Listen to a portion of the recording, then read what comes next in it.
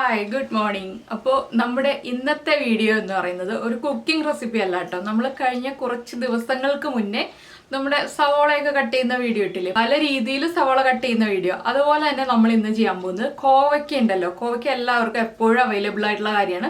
ആ കോവയ്ക്ക പല രീതിയിൽ പല കറികൾക്ക് വേണ്ടി കട്ട് ചെയ്യുന്നതാണ് കേട്ടോ. അപ്പോൾ നിങ്ങളെല്ലാവരും ഇതുപോലെ ഒന്ന് കട്ട് ചെയ്ത് നോക്കിക്കോളൂ. ഓരോ കറികളുടെയും പേര് ഞാനിപ്പോൾ പറഞ്ഞാൽ ഓരോ രീതിയിൽ കട്ട് ചെയ്യുമ്പോൾ ഏതൊക്കെ കറികൾക്ക് ഏതൊക്കെ രീതിയിലാണ് കട്ട് ചെയ്യുന്നത് എന്നുള്ളത്. അപ്പോൾ എല്ലാവരും ഒന്ന് ട്രൈ ചെയ്ത് നോക്കണം കേട്ടോ. എന്നിട്ട് ഏതൊക്കെ കട്ടിംഗ് ആണ് ഏറ്റവും ഈസി ആയിട്ട് തോന്നിയത്, ഏതൊക്കെ കട്ടിംഗ് ആണ് ടഫായിട്ട് തോന്നിയത്, ഇതുപോലെയൊക്കെ നിങ്ങൾ കട്ട് ചെയ്തിട്ട് കറി ഉണ്ടാക്കിയിട്ട് നല്ല ടേസ്റ്റ് ഉണ്ടായിരുന്നോ എന്നൊക്കെ ഒന്ന് കമൻറ്റ് ചെയ്യണേ. നമുക്ക് നമ്മുടെ വീഡിയോ കാണാം. അപ്പോൾ നമുക്ക് നമ്മുടെ കോവയ്ക്ക എങ്ങനെയൊക്കെ കട്ട് ചെയ്യാം നോക്കാം. കോവയ്ക്ക നല്ല ഇളയ കോവയ്ക്കാണ് കേട്ടോ നമ്മൾ എടുത്തിട്ടുള്ളത്. മൂപ്പ് കൂടിയ കോവയ്ക്ക എടുക്കരുത്. എല്ലാ കോവയ്ക്ക റെസിപ്പിയിലും പറയാറുള്ളതാണ്. അപ്പോൾ ആദ്യമേ കോവയ്ക്ക എടുത്തിട്ട് നമ്മൾ ഈ എൻഡും കട്ട് ചെയ്ത് കളയാം കേട്ടോ. രണ്ട് എൻഡും ആദ്യമേ കട്ട് ചെയ്ത് മാറ്റുക. അതിനുശേഷം വേണം നമ്മൾ കോവയ്ക്ക കട്ടിങ് സ്റ്റാർട്ട് ചെയ്യാൻ. അപ്പോൾ നമ്മളിന്ന് ഒരു 3-4 രീതിയിൽ കട്ട് ചെയ്യുന്നുണ്ട്. നിങ്ങൾ കഴിഞ്ഞ ദിവസമൊക്കെ നമ്മുടെ കോവയ്ക്ക റെസിപ്പീസ് കണ്ടിട്ടുണ്ടെങ്കിൽ അറിയാൻ പറ്റും അത് ഏതൊക്കെ രീതിയിലാണ് കട്ട് ചെയ്യാൻ പോകുന്നതെന്ന്. എങ്കിലും ഞാൻ പറഞ്ഞുതരാം കേട്ടോ ഓരോ രീതിയിലും കട്ട് ചെയ്യുമ്പോൾ. അപ്പോൾ ആദ്യമേ തന്നെ കോവയ്ക്കയുടെ 2 എൻഡും കട്ട് ചെയ്ത് കുറച്ചെടുത്ത് വയ്ക്കുക. അപ്പോൾ നമുക്ക് ബാക്കിയുള്ള കാര്യങ്ങൾ എളുപ്പത്തിൽ ചെയ്യാൻ പറ്റും. ഇതൊക്കെ കോവയ്ക്ക കട്ടിങ് അറിയാത്ത കുട്ടികളെ ഉദ്ദേശിച്ചിട്ടാണ്. അറിയാവുന്ന ആളുകൾ ദയവായിട്ട് ക്ഷമിക്കുക ഇങ്ങനെയുള്ള വീഡിയോകളൊക്കെ ചെയ്യുന്നത്. ഇത് കുറച്ച് കാര്യങ്ങളൊക്കെ അറിയാത്ത പലരും ഉണ്ടാവും. അവരെ ഉദ്ദേശിച്ചിട്ടാണ് നമ്മൾ ഇതുപോലെ ബേസിക് ആയിട്ടുള്ള കാര്യങ്ങൾ കാണിക്കുന്നത്. അപ്പോൾ നമ്മളിപ്പോൾ കുറച്ച് കോവയ്ക്ക, ഒരു 4-5 കോവയ്ക്കയുടെ 2 സൈഡും കട്ട് ചെയ്തെടുത്തിട്ടുണ്ട്. ഇനി ഇത് നമ്മൾ കഴിഞ്ഞ ദിവസം നമ്മുടെ കോവയ്ക്ക ഫ്രൈ ഉണ്ടാക്കിയല്ലോ, ആ ഫ്രൈക്ക് കട്ട് ചെയ്തതുപോലെയാണ് കട്ട് ചെയ്യാൻ പോകുന്നത്. നല്ല ടേസ്റ്റ് ആയിരുന്നു കോവയ്ക്ക ഫ്രൈ എന്ന് പറഞ്ഞിട്ട് കുറേ കമൻസ് ഒക്കെ വന്നിട്ടുണ്ട്. അപ്പോൾ നമുക്ക് കോവയ്ക്ക ഫ്രൈക്ക് കട്ട് ചെയ്യുന്നത് എങ്ങനെയാണെന്ന് നോക്കാം. അതിൽ ഞാൻ കട്ട് ചെയ്യുന്ന രീതിയൊന്നും കാണിച്ചിട്ടുണ്ടായിരുന്നില്ല കേട്ടോ. അതുകൊണ്ടാണ് ഇപ്പോൾ ഈ ഒരു വീഡിയോ ചെയ്യുന്നത്. അപ്പോൾ ആദ്യം നമ്മൾ കോവയ്ക്ക 2ആയിട്ട് കട്ട് ചെയ്യാണ്. 2ആയിട്ട് കുറുകെ കട്ട് ചെയ്തു. നീളമുള്ള കോവയ്ക്ക 2ആയിട്ട് കട്ട് ചെയ്തിട്ട് അത് സ്ലൈസ് ചെയ്തെടുക്കുകയാണ് ചെയ്തത്. അപ്പോൾ അന്ന് കുറച്ച് പേരൊക്കെ ചോദിച്ചിട്ടുണ്ടായിരുന്നു എങ്ങനെയാണ് ഈ കോവയ്ക്ക കട്ട് ചെയ്തിട്ടുള്ളതെന്ന്. അപ്പോൾ ഞാൻ ജസ്റ്റ് സ്ലൈസ് ചെയ്തു എന്ന് മാത്രമേ പറഞ്ഞിട്ടുണ്ടായിരുന്നുള്ളൂ. ഇതുപോലെ സ്ലൈസ് ചെയ്തെടുക്കുക. നമ്മൾ 2ആയിട്ട് കട്ട് ചെയ്യുക, അതിനുശേഷം സ്ലൈസ് ചെയ്തെടുക്കുക. അപ്പോൾ കോവയ്ക്ക ഫ്രൈ ഉണ്ടാക്കാത്ത എല്ലാവരും ഒന്ന് ഉണ്ടാക്കിക്കോളൂ കേട്ടോ. കോവയ്ക്ക വാങ്ങിച്ചിട്ട്, ഇളയ കോവയ്ക്ക വാങ്ങിച്ചിട്ട് ഈ കോവയ്ക്ക ഫ്രൈ ഒന്ന് ട്രൈ ചെയ്ത് നോക്കിക്കോളൂ. നിങ്ങൾക്ക് നന്നായിട്ട് ഇഷ്ടപ്പെടും. അപ്പോൾ ഇതുപോലെ തിൻ സ്ലൈസ് ആയിട്ടാണ് നമ്മൾ സ്ലൈസ് ചെയ്തെടുത്തിരിക്കുന്നത്. കണ്ടോ, ചെറിയ ചെറിയ കോവയ്ക്ക സ്ലൈസുകളാണ് നമ്മുടെ ഉള്ളത്. ഇത് നമുക്ക് മാറ്റി വയ്ക്കുക. ഒരു 4-5 കോവയ്ക്ക ഇതുപോലെ കട്ട് ചെയ്യുന്നുള്ളൂ. ബാക്കിയുള്ളത് നമുക്ക് വേറെ രീതിയിലൊക്കെ കട്ട് ചെയ്യാനുള്ളതാണ്.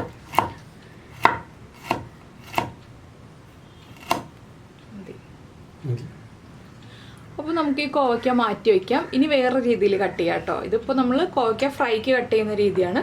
ഇനി നമുക്ക് അടുത്തത് എങ്ങനെയാണെന്ന് നോക്കാം.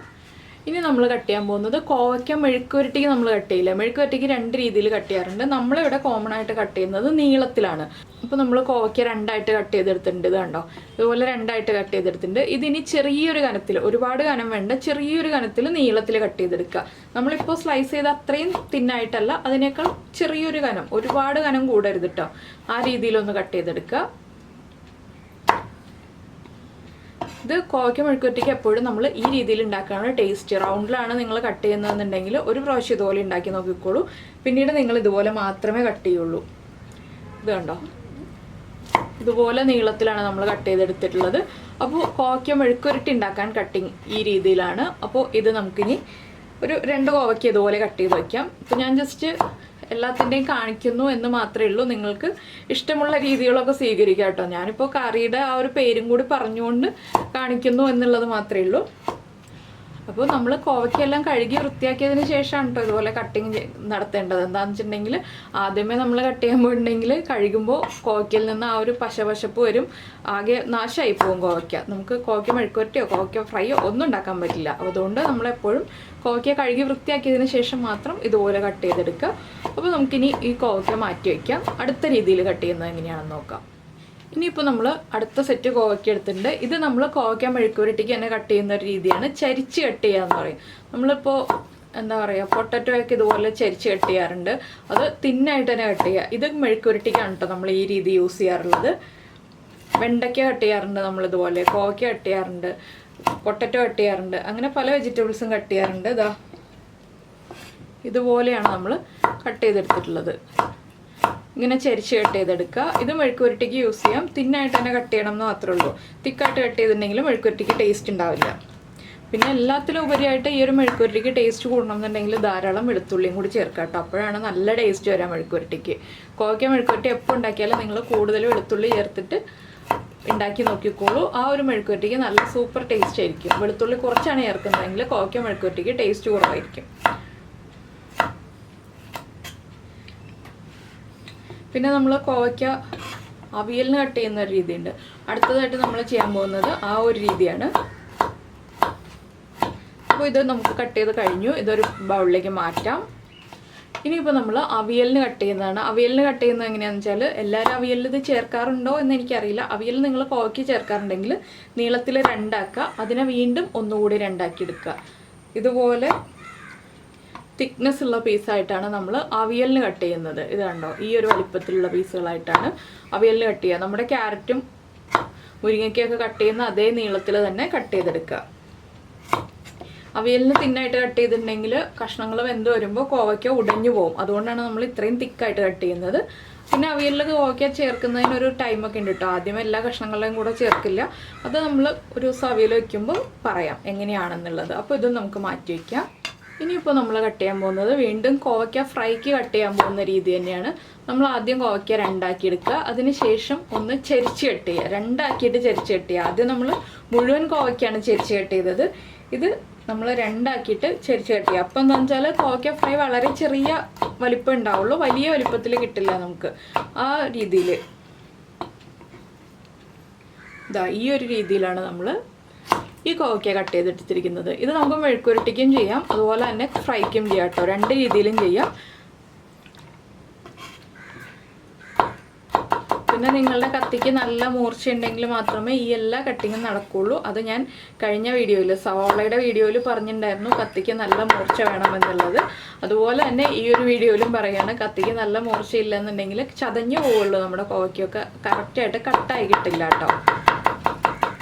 അപ്പോൾ നമ്മുടെ കോവയ്ക്ക സ്ലൈസ് ചെയ്ത് കഴിഞ്ഞിട്ടുണ്ട്. ഇനി നമുക്കിത് വേറെ ബൗളിലേക്ക് മാറ്റാം. അപ്പോൾ ഇതെല്ലാം പല രീതിയിലുള്ള കറികൾക്കാണെന്നുള്ളത് മനസ്സിലായില്ല എന്നുണ്ടെങ്കിൽ ഒന്ന് കമൻറ്റ് ചെയ്തോളൂ. ഏത് കട്ടിങ് ആണ് മനസ്സിലാവാത്തതെന്നുള്ളത് അത് ഞാൻ പറഞ്ഞുതരാം എങ്ങനെയാണെന്നുള്ളത്. അപ്പോൾ ഓരോ കട്ടിങ്ങിൻ്റെ രീതി നിങ്ങളൊന്ന് ശ്രദ്ധിച്ചാൽ മനസ്സിലാവും. മനസ്സിലായിട്ടില്ലെങ്കിൽ നമുക്കൊന്നും കൂടി പറയാവുന്നതേ ഉള്ളൂ. അപ്പോൾ ഇതും മാറ്റി വെച്ചിട്ട് നമുക്ക് അടുത്ത കട്ടിങ് ചെയ്യാം. ഇനി നമ്മൾ കോവയ്ക്ക കട്ട് ചെയ്യാൻ പോകുന്നത് എല്ലാവരും കട്ട് ചെയ്യുന്ന രീതി തന്നെയാണ്. ഇത് ജസ്റ്റ് ഒന്ന് കാണിക്കുന്നേ ഉള്ളൂ. കോവയ്ക്ക കട്ടിങ്ങിൽ ഈ രീതി ഇല്ലേ എന്നാരും ചോദിക്കാതിരിക്കാൻ വേണ്ടി കാണിക്കുന്നേ ഉള്ളൂ. നമ്മൾ റൗണ്ടിലാണ് കട്ട് ചെയ്യുന്നതെങ്കിലും തിന്നായിട്ട് തന്നെ കട്ട് ചെയ്യണം കേട്ടോ. തിക്കായിട്ട് കട്ട് ചെയ്തിട്ടുണ്ടെങ്കിൽ നമ്മുടെ മെഴുക്കുവരട്ടിക്ക് ടേസ്റ്റ് കുറവായിരിക്കും. അപ്പോൾ തിന്നായിട്ട് റൗണ്ടിൽ കട്ട് ചെയ്തെടുക്കുക. ഇത്രയേ ഉള്ളൂ കോവയ്ക്ക കട്ടിങ്ങിൻ്റെ രീതികൾ. അപ്പോൾ ഇതിൽ കൂടുതലായിട്ട് വേറെ ഏതെങ്കിലും രീതികളൊക്കെ ഉണ്ടെങ്കിൽ നിങ്ങൾ എന്നോടൊന്ന് പറഞ്ഞു തരാം കേട്ടോ. ഒന്ന് കമൻറ്റ് ചെയ്താൽ മതി. അപ്പോൾ നമുക്ക് ആ രീതികളും കൂടി കട്ട് ചെയ്ത് നോക്കാം. പിന്നെ കോവയ്ക്ക മീൻകറിക്ക് കട്ട് ചെയ്യുന്നത് നമ്മൾ കോവയ്ക്ക അവിയലിന് കട്ട് ചെയ്യുന്ന സെയിം രീതി തന്നെയാണ് കേട്ടോ.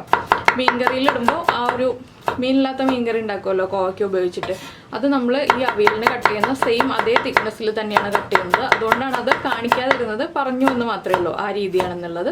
അപ്പോൾ നമ്മുടെ കോവയ്ക്ക കട്ടിങ് എല്ലാം കഴിഞ്ഞു. ഇനി നമുക്കിതൊന്ന് പ്രസൻറ്റ് ചെയ്യാം എല്ലാ രീതികളിലുള്ളത്. അപ്പോൾ നമ്മുടെ കോവയ്ക്ക എല്ലാം കട്ട് ചെയ്തത് നമ്മളിവിടെ വെച്ചിട്ടുണ്ട്. അപ്പോൾ നിങ്ങൾക്ക് എല്ലാവർക്കും ഈ ഒരു വീഡിയോ ഇഷ്ടമായിട്ടുണ്ടാവുമെന്ന് വിചാരിക്കുന്നു. കോവയ്ക്ക കട്ടിങ് വേറെ രീതിയിലുണ്ടെങ്കിലും പറയാൻ മറന്നു പോരുത് കേട്ടോ. അത് ഞാൻ ഒന്നുകൂടി ഓർമ്മിപ്പിക്കുകയാണ്. പിന്നെ ഇഷ്ടമായ ഒരു വീഡിയോ ആണെന്നുണ്ടെങ്കിൽ ഒന്ന് ലൈക്ക് ചെയ്യാനും കമൻറ്റ് ചെയ്യാനും മറന്നു പോരുത് കേട്ടോ. പിന്നെ നിങ്ങൾക്ക് ഇഷ്ടപ്പെടുന്ന വീഡിയോകൾ നിങ്ങളുടെ ഫ്രണ്ട്സിനും ഫാമിലി മെമ്പേഴ്സിനും ഒക്കെ ഒന്ന് ഷെയർ ചെയ്ത് കൊടുക്കുക കേട്ടോ.